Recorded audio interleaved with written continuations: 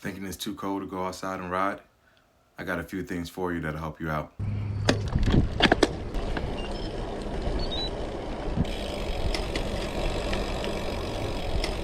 What's going on, everybody? Welcome back. So it's pretty funny. I wouldn't think I would enjoy riding outside in the cold, but I've figured out a way that I can do it and it's enjoyable, and I'm actually liking it a lot.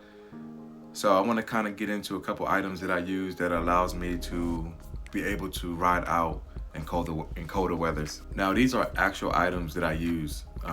These are items that I pay for with my own money. Nothing was given to me, so these are just my honest reviews on how I feel about these items. All the items I talk about, they're going to be listed in the description below. So if you want to check them out, go ahead and look below for the links to those items. You'll be able to find some comparable items from other brands that you may like more, or more cost-efficient items. These are just the ones that I've used, so I'm going to go ahead and review those and let you know what has worked for me. Now, the first thing I want to get into are thermals.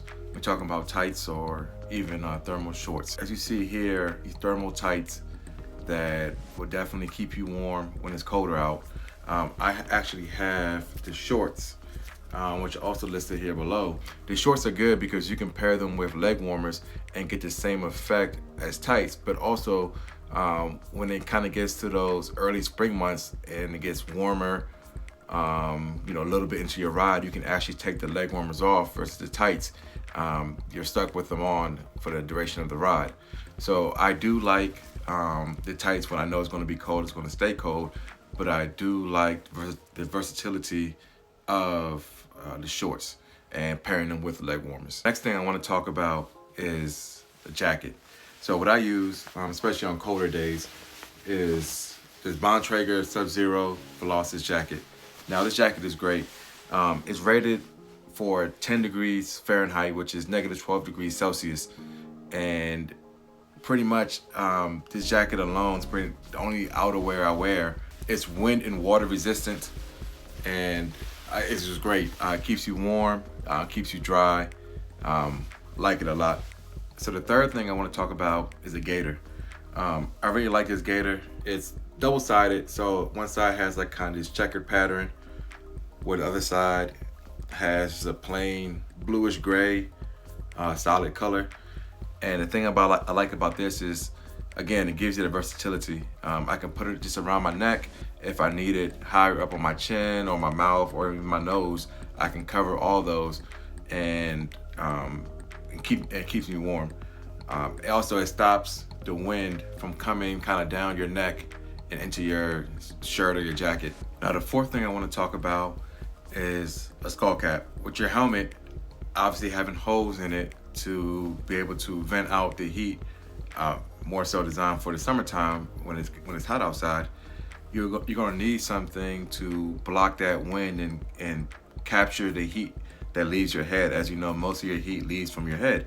So I have here a skull cap that not only blocks the wind, keeps your heat on your head and doesn't let it escape.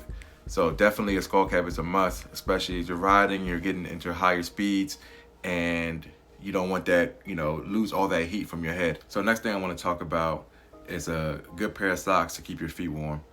Now I have here these merino wool crew socks, which are great. They're thicker than regular socks, so they do keep your toes warm, but they're not like what you might think of when you think of wool, something that's going to just soak up sweat and wetness. These actually wick away the sweat from your feet, keeping your feet dry on top of keeping them warm. So I definitely recommend a good pair of wool socks. And so jumping right into number 6, to go along with those socks, you do want to use a sort of cover for your shoes that'll prevent a lot of that wind from coming in. You think about your shoes, have a lot of holes in them, and they're designed to allow air to come in to cool your feet off. However, we don't want that because our feet are already cold. It's winter time, it's cold outside. We want to be able to block that air from coming in. So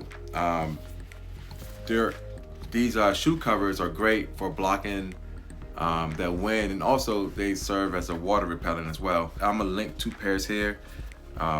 The first one are just kind of regular ones, and ones are more of a thermal ones for colder weather.